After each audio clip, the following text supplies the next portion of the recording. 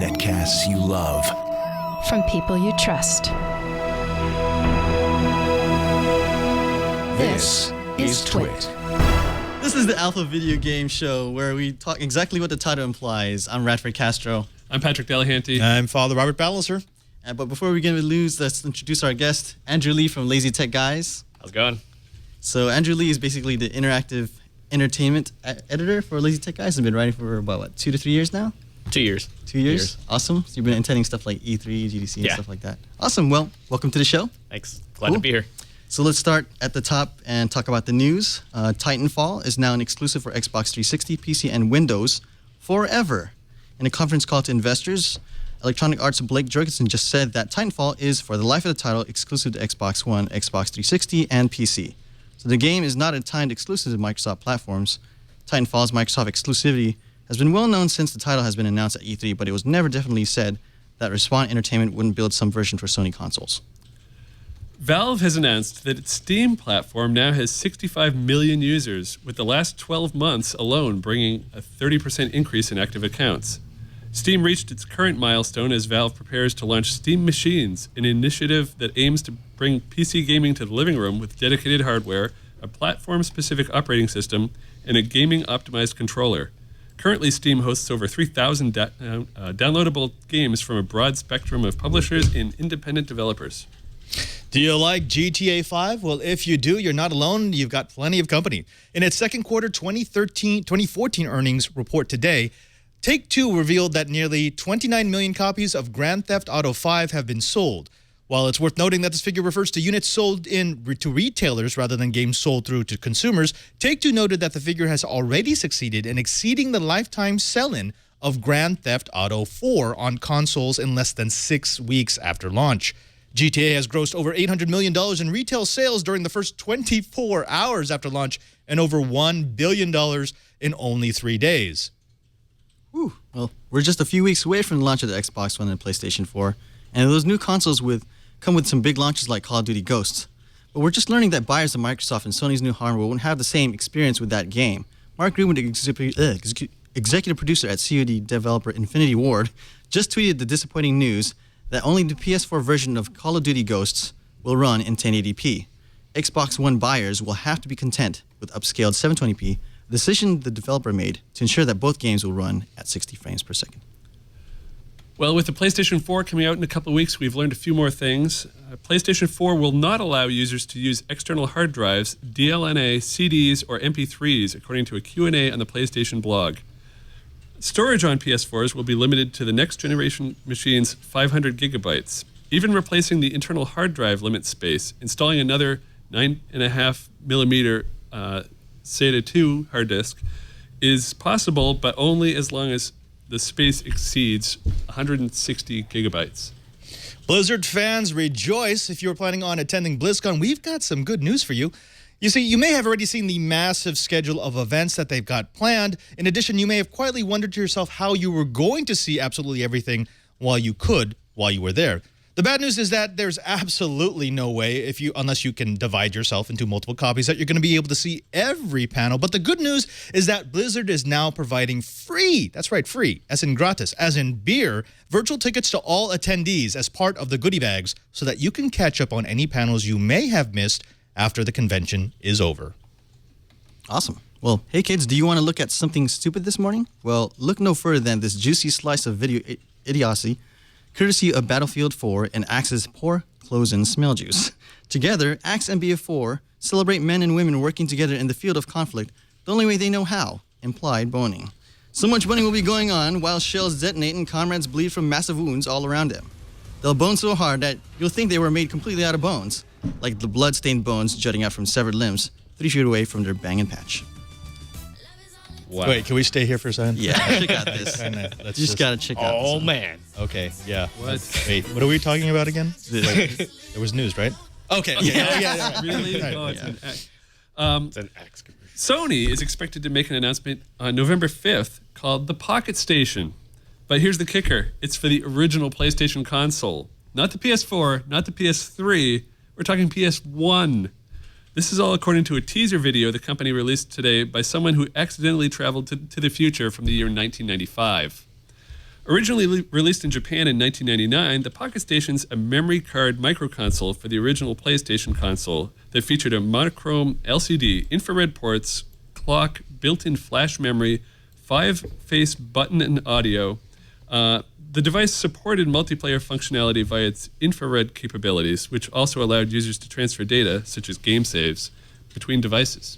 Were you freaking out about Microsoft's Kinect One and what it could do with the Kinect sensor? Well, of course you knew it was going to happen. Microsoft would come out with a statement saying that, don't worry about it, we're not going to spy on a thing. Just kidding. Absolutely the opposite. In the Children and Parental Consent tab in the Xbox One privacy statement, Electronic Arts, Exceed Games, and Disney Interactive are listed as third parties that may collect personal information through to the extent though the extent to which they may do that is unclear.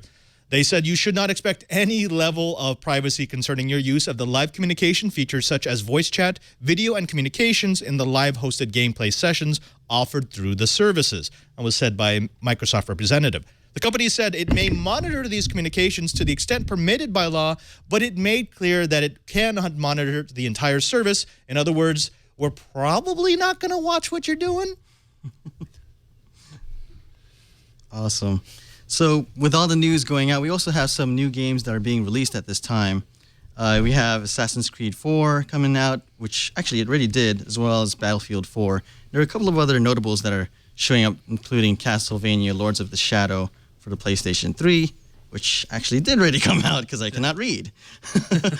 And a couple of these other ones, particularly Killzone, which is going to come out within the next 2 weeks. And you have a couple of ones. I don't know if you guys are interested in Pac-Man, The Ghostly Adventures, or the regular show of Mordecai and the Rigby in 8-Bit Land. Yes, I'll do that. Show. Yes, thank you. Regular show. I'm down with that. And then the next following week, we got a couple of, let's see if there's any big titles coming up here.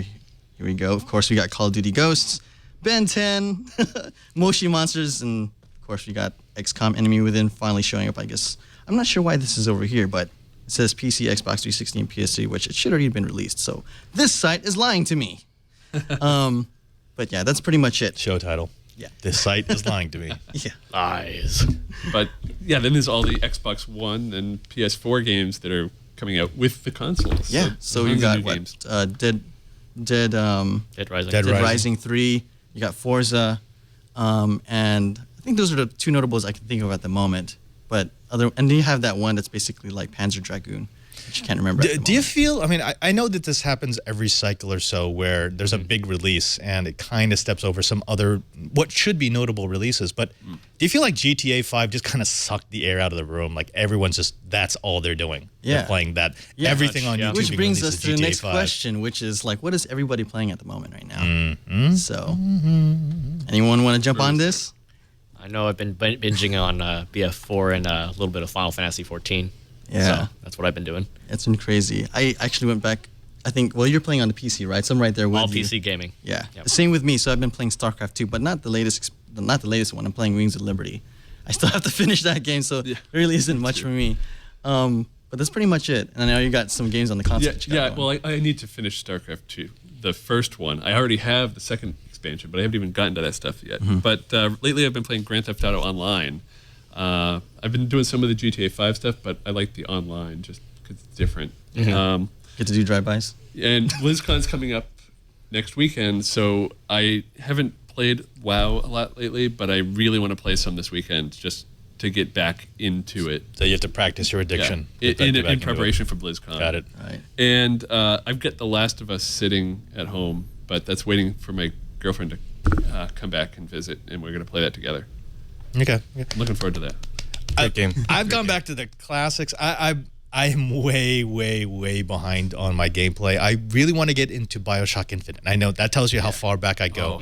But in order to prepare for that, I actually went back and played the original games. Oh, okay. So finished up System Shock, which I know it's a spiritual successor. BioShock 1 on BioShock 2 now, and then I'm going to be heading into BioShock Infinite. So you played System Shock 1? Did you play System Shock 2? I know. I think one System Shock game was enough to give me the feel. Yeah, I got the feel. And it's fun. I mean, I've been playing the May machine a lot in the back. I've spent way too many hours bugging Brian when he's supposed to be working, playing Metroid and just some games that I missed growing up. So it's been kind of fun going back to 8-bit land. But when I get home, it's time to kill things in high def. Yeah. From the Very priest, cool. says the priest. Now that we got all of that out of the way, I wanted to bring this into the discussion point because there was some pretty notable news coming out, particularly a lot of debate over, the power of the systems, some exclusives, some games that used to be exclusive, but now they're kind of spread around. Like Kingdom Hearts 3 is now for everything, and now we have Titanfall that is now exclusive to Xbox 360 and Xbox One, and all the, I guess, pretty much the Microsoft platform. And then you have this whole 720p, 1080p debate going on with Call of Duty Ghosts, which is kind of like been the thing right now between like these gamer wars between the two systems. But and then I guess after that we'll probably finish off with BlizzCon. So let's start with the whole Call of Duty upscaled 720p by 1080p thing. I don't know how far you guys have been following that story, but there's been just a large debate over. Does this really matter whether we're in the next generation right now, and should all these games right off the bat should be running at 1080p, or does it matter right now? We just need this game coming out right now because it's multi-platform. This is always a problem anytime you want to develop a game that's going to hit multiple platforms. I mean, sure, you could develop for one platform, make it absolutely, it's got the best graphics, it's got the best sound, it's the most immersive experience you can possibly create, but then you're really, really risking not being able to sell it anywhere else. And so what these game developers actually have to do is they have to design for the lowest common denominator, and then they can add on whenever they want to move it up to 1080 or they want to increase the frame rate. And monetarily, that's the better way for them to do it. When they sell a game, they have to sell it to as wide an audience as possible. So regardless of whether or not this is the best way to do it, this is how it's going to happen. Until we all have platforms that perform exactly the same, this is how it's going to work for the foreseeable future. Here's the weird thing about that, though, because of the fact that now we're in this weird realm where these systems are now cut off like backward compatibility, right? And we're all running on x86 architecture. So it almost seems like they should be able to do that off the bat. We're talking about architecture that's as close to the PC as we can get. Right. Coming to the console. So I don't know if this is sort of an excuse or anything, or is this just more cannon fodder for for media to get into and just start, getting the whole crowd, the gaming community stirred up to get to watch, to read these websites and check out these videos on how people think about this war, or so-called war. One thing I wanted to say is I definitely agree with you on that as far as, you have to optimize it for the different markets that you're covering. But when you're thinking next gen, most gamers are thinking we should have the best graphics possible. Understandably, Call of Duty has that reputation of running 60 frames per second, every time. But again, the question comes out to, is it full 1080p? We should be getting full 1080p with, much of the electronic industry pushing that as the pinnacle of high definition right now. I mean, people are already talking about 2K, 4K televisions already, which are not even set up for consumers yet. So, I mean, it's a big deal, but, it comes down to, the companies for the most part. Okay, but let me ask you this. So think about a game that you've played that came out in 720. So I don't know how much COD you've been playing, but does the fact that it's not true 1080p, not true high definition, detract from the fact that it was just fun to play?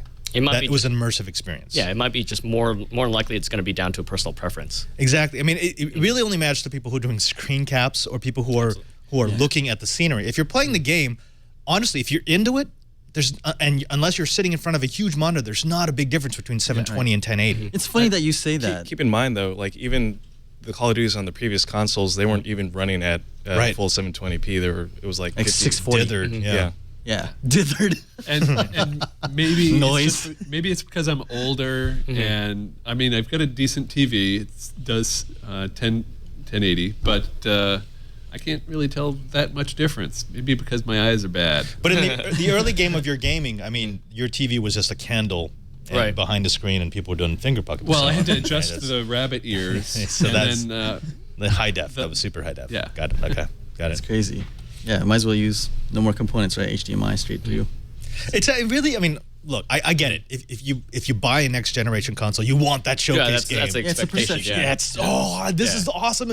Look at this. I can see the blades of grass. But when it comes down to it, if you're playing it, a good game's going to be a good game, regardless of it being 720 or 1080. Which leads us to the next thing. Now, a couple of things have been released from both camps, from both the Microsoft and Sony camps, regarding some of the details about the consoles. So on the PS4 side, Sony actually released a FAQ on their website regarding what you can or can't do on the console. Particularly, one of the things that were noticeable were not being able to play CDs, not run MP3s, missing DLNA, and a couple of other things. But so there's been like a half and half sort of thing in the community, in the gaming community, over what's regarded as something that's significant or not so significant. But and then on the other side, you have the Xbox One just releasing their document regarding privacy with Kinect. Now, just looking at both sides from it, because I plan to get both systems, it almost seems like it really is now becoming more of a business for both sides. Because before it used to be a lot of spec wars, and now they're just really getting down to the gritty of, look, we got all of these pre-sales coming in now. We're locking down these numbers, and it appears now that they're ready to start releasing a little bit more detail as people are locking down these systems on pre-sale. So, but from a gamer's perspective, I mean, what do you think now? How do you feel? Does this change the way people look at the PS4? Do you think people are going to be, holding back a little bit on launch day, or maybe waiting a little bit more, that they're hoping that maybe a new patch will come out, or they're just gonna it's $400, let's go for this thing? No, I don't think it's going to make any difference, especially for the people that are either on Team Sony or Team Microsoft. I think they're just going to use the stuff about the other console to say, oh, look, that's a problem. But I mean, CD on a PS4, I haven't used a compact disc in months, and that was in my car. I'm not going to try to put it in my... I've never tried to put one in a PS3 or my PS2. I did DVDs in the PS2.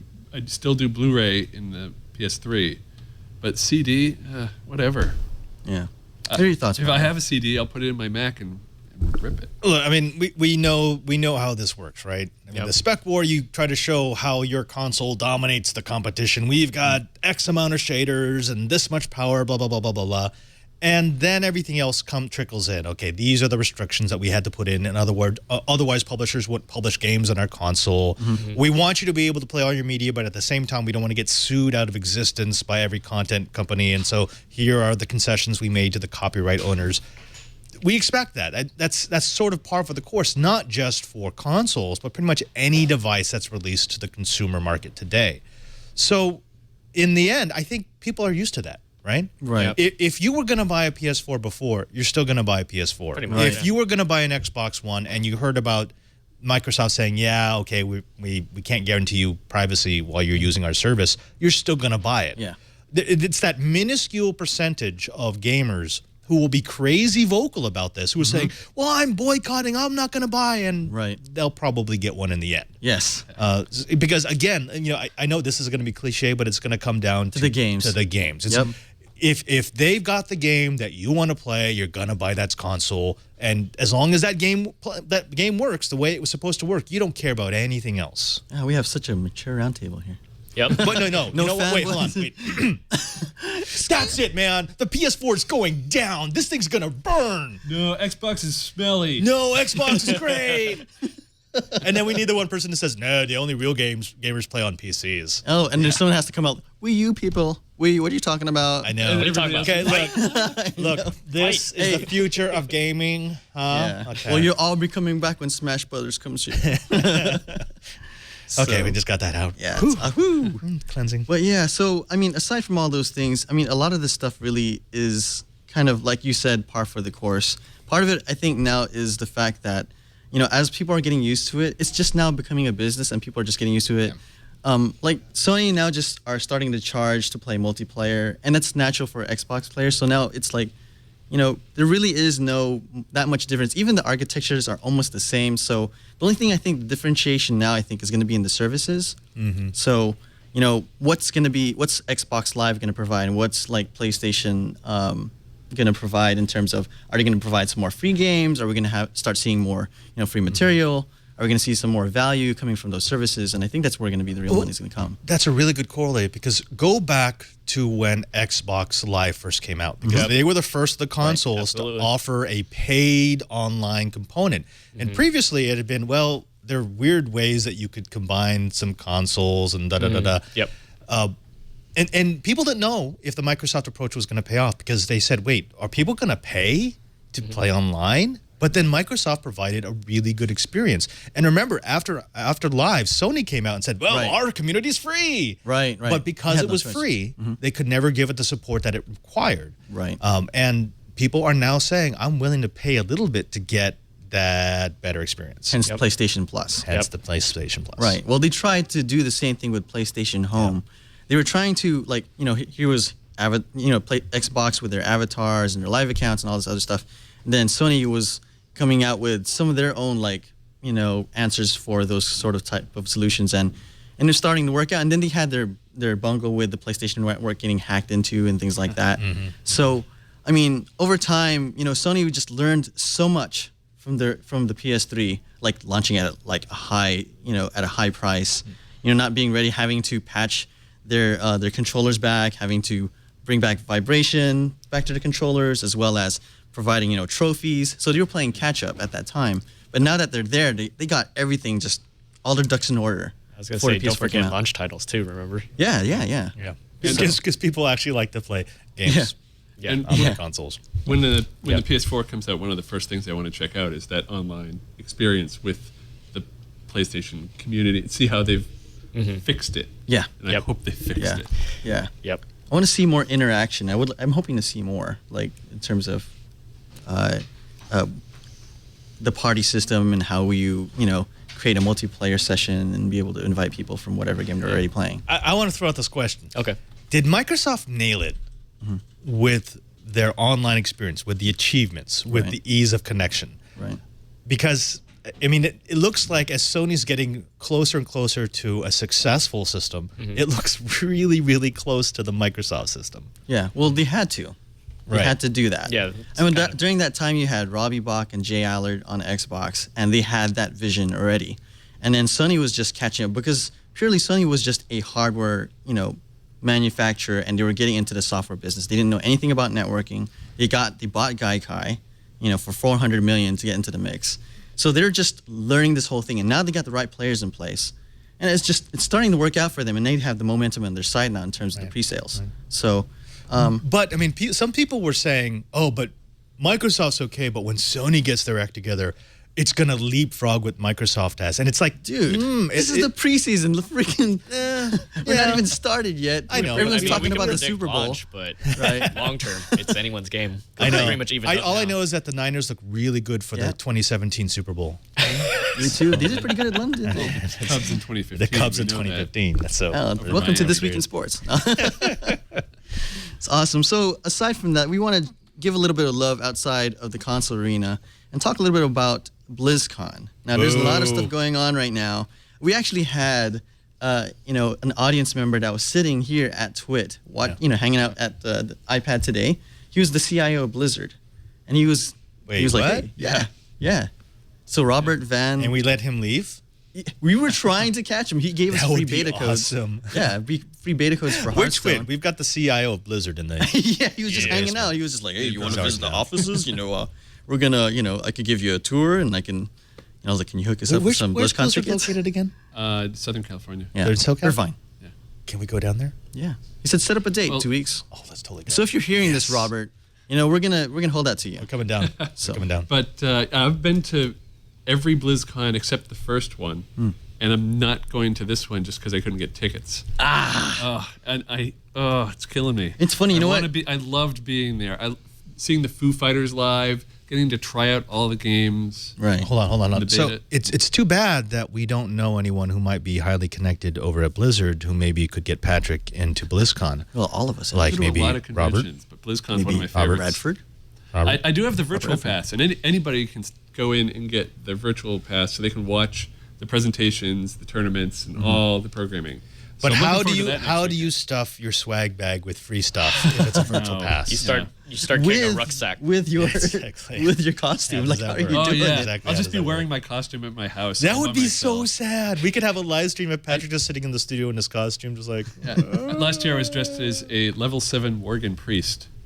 I'm always dressed as a level 7 priest. What? With or without the inventory. But what do you guys think is going to come out They always do big announcements of some kind at BlizzCon. Any speculation as to... Okay, so we already know about the expansion packs. Yeah, but there's a Diablo 3 expansion. That's probably going to have some sort of beta. Right. It's pretty much a given that StarCraft 2, the Protoss Legacy of the side, Void. right? Yeah, Legacy of the Void.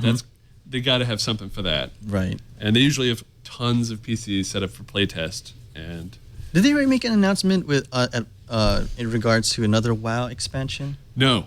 It's Okay. been silent. Yeah. Okay. I mean, they had Mist of Pandaria 2 years ago that came out, and then nothing. Radio silence. Blizzard's always about 3, right?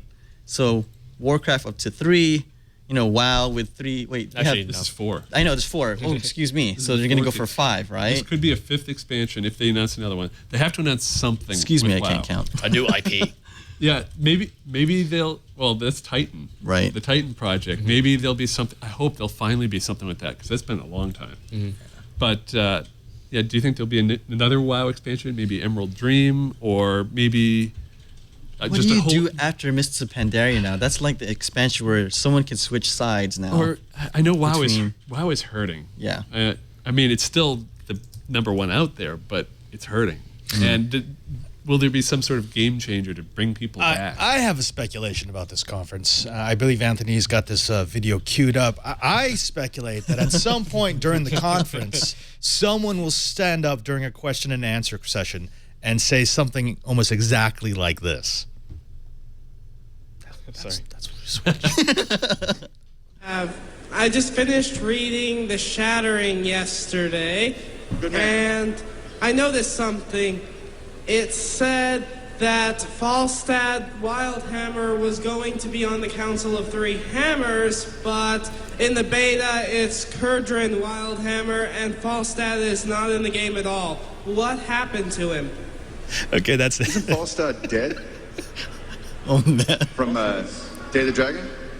No? No, he survived, and in fact, he was the leader of Airy Peak in Vanilla WoW through Wrath of the Lich King. I've seen that guy. Zelhatchik, that was you in disguise, was it not? No, but that guy has become legend, and he's actually in the game now. He's in the game. They have a character in the game with a red shirt, and it's I forget, but it's something about fact checker or something. So wait, Man. Yeah, and is that what part of the I game am now? fact If you man. can stump the designers, they put you in the game. I it's would been go a for while, that. but I forget how he's connected, but he's in there as That's a awesome. fact checker. I like Hey, that. Patrick. Yeah, they're going to bring Herod back. Bring hair on that. That's your awesome. BlizzCon speculation. Yeah, great. Oh man. Well, I hope thanks, there's more of guys. that. So I want to get right into probably our first and only review game of the day. I'm going to skip the old school game of the week. But actually, if you have that queued up, do you actually do you have that queued up, Anthony? I just closed it because you said you're You gonna did? do it. Damn it. Oh! Oh, okay, go ahead. Put it on. All right, 1 second. Put it on. So let's reveal this to the chat room real quick and see if they've seen this before. I should have it right on timeline. Oh my God. Oh, wow. Can you guys? Do you guys know love what this is? game. I actually All know right, the let's theme wait song. for it. Let's see Oh if the chat room knows what this is. God. Spent so much All right, no time one say a playing this. word. I'm just saying how much I love this. I No got one it. say a word. Come on, Otherwise, chat it's room. Pretty hilarious. Come on, This is chat actually room. ending. Someone called it out. Damn it. Yeah, Ultima 5. That's terrible. I actually have the theme song stuck in my head now. Thanks, guys. I know. I remember you had to play Stones on the harpsichord. Oh, God. You know how many hours we wasted on those games? Yeah. And there were how many I- Ultimas? After Ultima, Too many. before Ultima 5 came out, I was at Apple Fest in Boston at the Apple II convention, and Lord British was there, Richard Garriott, and so I talked to him. I told him how much I loved Ultima 4, and he was telling me some of the stuff coming out in Ultima 5, which I don't think had been announced, or at least the stuff hadn't been announced at the time. But like, oh, there's this big cataclysm, and it's going to change oceans into deserts and deserts into ocean, and I was like, wow. We're going to call it I was global in warming. Isn't grade that school at the crazy? Well, I had a pretty good story about this, meeting Lord British, but it was online when he launched Ultima Online. I was in the beta for that. You're in beta, yeah. So I was also, it was already past its beta, but you know how people would have to go to Lord British to get their quests, right? And at that time, you would have to get your quest. So it'd be mounds and mounds of people just waiting to get the next point A to point B, mission to do. And someone killed Lord British in the game, so you just had a bunch of people on the server just waiting to patch up the game before we could play again. And I thought, well, I think I'm not going to be playing this game for at least a week until they patch this thing up. I was always more into the King Quest series. Yeah. That was my. Were you a drug Sierra of guy? choice. Yeah, I was a Sierra guy. Man. I didn't ever got into the Space Quest thing. And you know what? I know this is kind of sacrilege, but I played like one Leisure Suit Larry game, and then I was kind of done with it. I got into the Quest for Glory series. Oh yeah, Quest for Glory is awesome. Now, if people want to see Lord British die, there's an episode of Game On where they actually showed a clip of that. And, so go look that up. Twit.tv/GO. GO, man. How long? I forget which episode it was. Go. But you can find it. Do it It's not that now. many to look through. Awesome. And with Too that, with that, let's get into the game reviews. Andrew, I know you've been checking out a couple of games, but there was one game in particular that I was kind of hooked with yesterday. Yeah. I didn't let it out of my grip until after an hour in. Yeah, I had to kick you off my laptop. Yeah, and kick me out of my own office. Yep. So, but let's check out Battlefield 4, and I know this is something that just came out. Okay. And this is something that I've been really excited to pick up probably today. Oh, okay. And put on my PC. So why don't we just go ahead and get this started right here? I wanted to run a couple of stuff on your computer. You want me to run one of the Yeah, videos? run. Oh, okay. Run a couple of games. Oh, okay. Here you go. All right. Do we have a feed? Yes, Oh, we there do. go. Okay. Yeah. So it's a little choppy. I actually recorded. So it tell this us morning. more about like the single player. Yeah. Single player is actually surprisingly different from the experience that I went through for Battlefield 3. It's got a little more in depth with the details as far as like the story. Sort of, you're not jumping in between different story portions of the timeline. Like it's all in sort of chronological order. It's centered around a sort of the aftermath of Battlefield 3, where there's been an ongoing conflict between U.S. and Russian forces. But basically, the new player in the mix of it is the Chinese. And basically, there's a plot that centers on the president being assassinated and having the U.S. blamed for it. So your squad's pretty much caught in the middle of an ongoing plot to sort of get themselves out of it. Now for the most this part. video looks very. I mean, it looks amazing. Yeah, this is multiplayer. So it's No, I want you to tell the audience, like, basically, what your settings are at. Because playing at this level, when I was, right now we're watching a video, and it's kind of scrunched, and so it's a little bit skewed. And then when I play in my office, I'm playing, obviously, in full screen, and it's 1080p. But let the audience know what settings you're running this thing on. I'm running everything on low. Just to maintain the frame rate, but I'm running at 1080. So what kind of 1920 by specs is your computer at right now in terms of running this at this frame rate? Well, I'm running a second gen i7 with 12 gigs of RAM and a GTX 560M. Wow. It's very clean. I mean, like, in the first hours playing, I don't know if nobody got a chance to see, I guess, the gameplay video when they first announced Battlefield 4, but to actually play the experience versus just watching was just a whole different experience. So, that convinced me, like, I had to get it now versus getting it 2 weeks later. Okay. Well, I mean, just to answer the question, I mean, the single player experience, it's short. Battlefield's always been a multiplayer type of thing, but I mean, it's a lot better. It's, like I said, you're not really jumping around different characters, different time zones. It's just one continuous story. So it's not bad, but yeah, Battlefield's more of a multiplayer thing. That's what they pretty much do best on. This is awesome, man.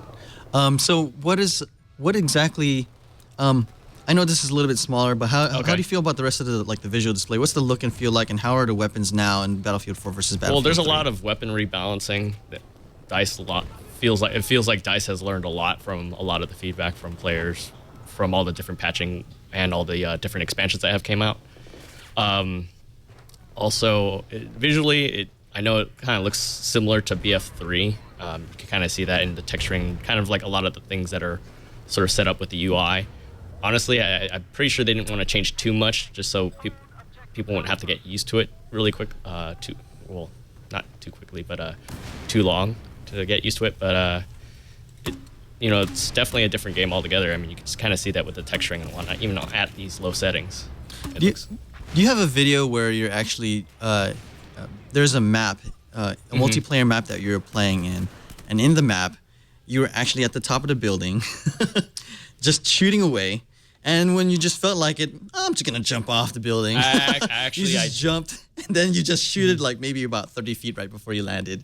It was actually a pretty amazing looking experience, and I wanted to experience that once. But even from just a single player point of view, when playing that game, I felt like I kind of had that visceral feeling that I had from 3, except up maybe several notches. Yeah, I kind of got rid of that, unfortunately, because it wasn't the best video I did.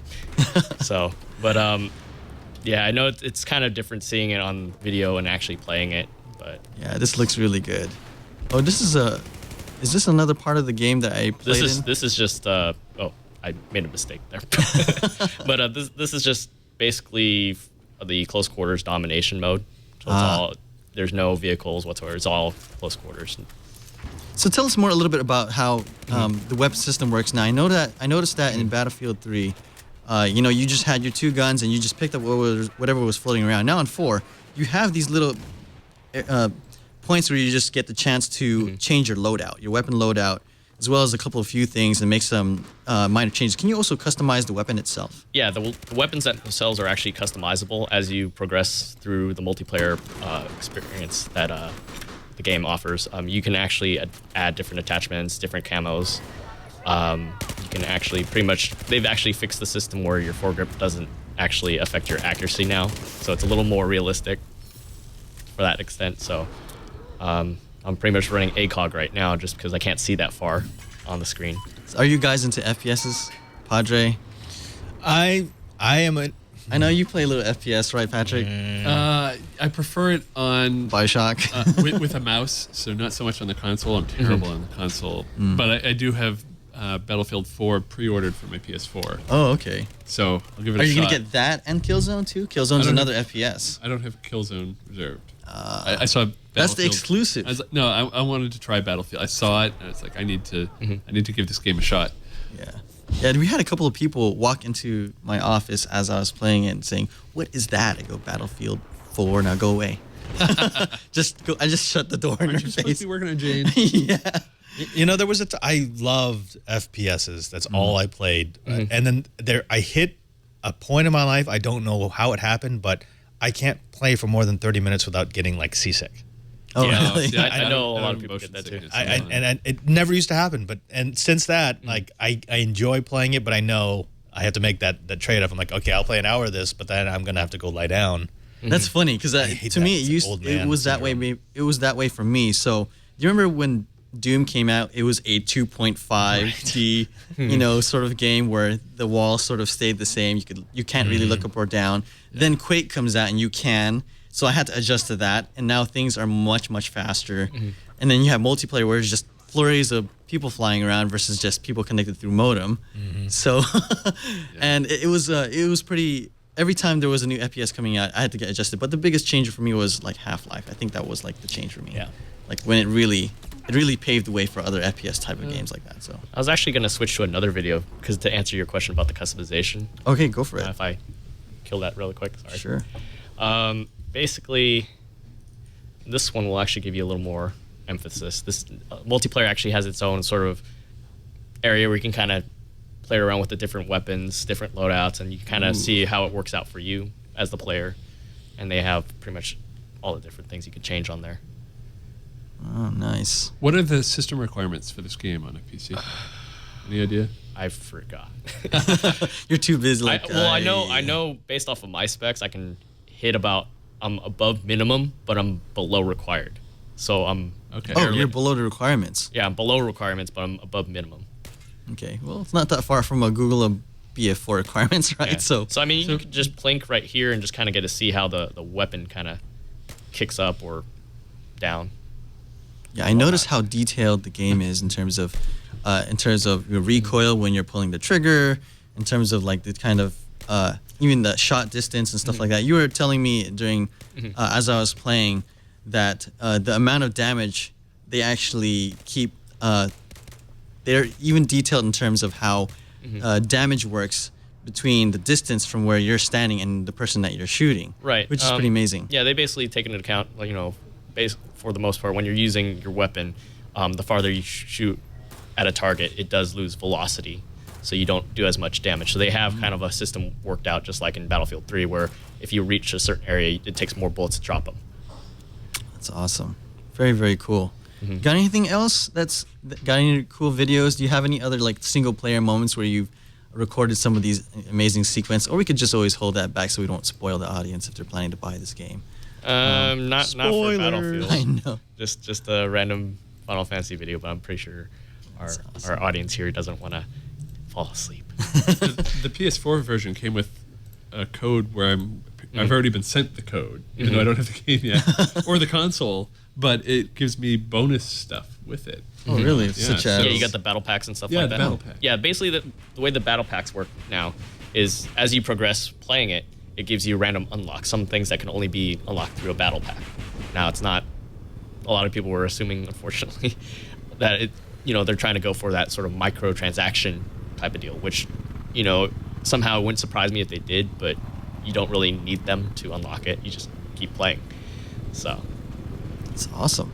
And I kind of pulled these stunts because I was like, I'm going to be in front of this, so I might as well do something stupid with a keyboard mouse. You didn't drive through the house? I mean, no, they didn't have any arches. Awesome. I would have tried doing that. So basically, but yeah, you could do weapon familiarization with your vehicles, with the boats even, and you can actually see the ripples and whatnot. And you actually, on I think Parcel Storm, you actually ride the waves. It actually gets annoying when you're shooting at somebody else.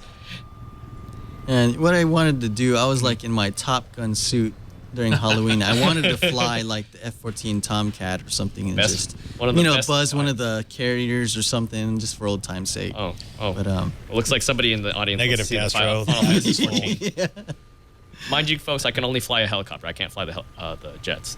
Keyboard mouse. They have the AC-130 in this game, right? Yeah. It's a commander feature. Basically, when you're playing commander mode, if your forces hit control a certain so you can vector it in. You can call it in, and players can spawn on it and rain support fire onto an objective or group and whatnot.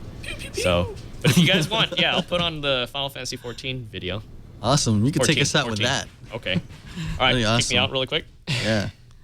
Well, thank you. We appreciate that review of Battlefield 4. And with that, that's pretty much... Sounds like a buy. Yeah, it sounds like a buy. So before you play? Before you play. I gotta find it sounds like a play. You need a snazzy close. Yeah. We do need a snazzy close. I just had We need Andrew. a title for the show, too. Yeah. But that's pretty much it. What do you guys think, chat? Yeah. If you have any title suggestions, get them out. We'd love to hear them. Or another way to finish things off, maybe just come out with a montage of videos and let people guess, or we do some I guess it'd finales. be easier to do a close. You also need a show name too, right? Name of the That's what I was saying. No, that's just the title of the close. episode. Yeah. At the controls. We kind of did that. I bought it. Nah. The game fuse. Well, let's. You want to close out the video? Then we'll. Take us out. Taylor, take us out, Andrew. Okay. It actually looks pretty good, man. That's Final Fantasy. And this is DX9, by the way, folks. That's sexy. That is pretty nuts. This is the kind of game I spend. And this guy was he was a seasoned WoW guy, and now, and what convinced you to go to 14? Just Final Fantasy. Final Fantasy. I was just like, oh, Final Fantasy. It looks really clean. Yeah, for this DX9. is 14. This is 14. This is the MMO. The Realm Reborn, not the first Realm one. Reborn. Yeah. Yep. This is the Ifrit hard mode fight. Oh, Ifrit? Yeah. Oh. Hit him in the lot butt. of stuff Hit him there. in the butt. Well, I'm off tech, so At their E3 booth, they just kept replaying this stage over and over and over again. Was it just the 4-person or the 8-person? No, they were doing full-on 8-person. Okay, yeah. I thought you killed him. He just disappeared. I go, wow, that's this is a for crappy PS3 death animation. and PC right now. I think next year is going to be PS4 also, and people who already have it for PS3 are getting a free upgrade to PS4. Yeah.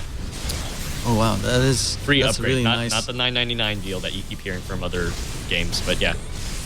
Oh, well, my job is stunning. in this. So I'm not the one damage dealing. That's not my role as a You're tank. doing a stunning job.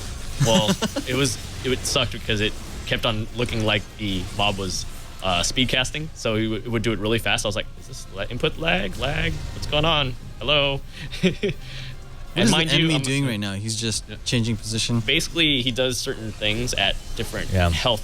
He positions. charges through and kill you. Yeah. You could tell which players had actual experience because, like, the least experienced groups would just go in and they'd all start hacking. Well, I'm actually talking to my buddy, so you'll probably only hear him, if anything, in the noise, if you can even hear it. But yeah, we're coordinating on voice chat because I was like, okay, well, I pubbed this and everybody's yelling at me. Yeah, because gaming wise, if you're not doing your job, you get torn up to pieces. So. Oh man, anyone got GTA 5 That should here? be the title. Angry Gaming Kid. Where is it? No, it's You said I'm just thinking of that video. Angry Gaming. Angry Gaming Kid. It's awesome. Awesome job. This is Final Fantasy XIV: A Realm Awesome Reborn. job, guys. For fantasies. This week at Play. Basement Gaming. Priest He's looking raid. for raid. No, it's Priest.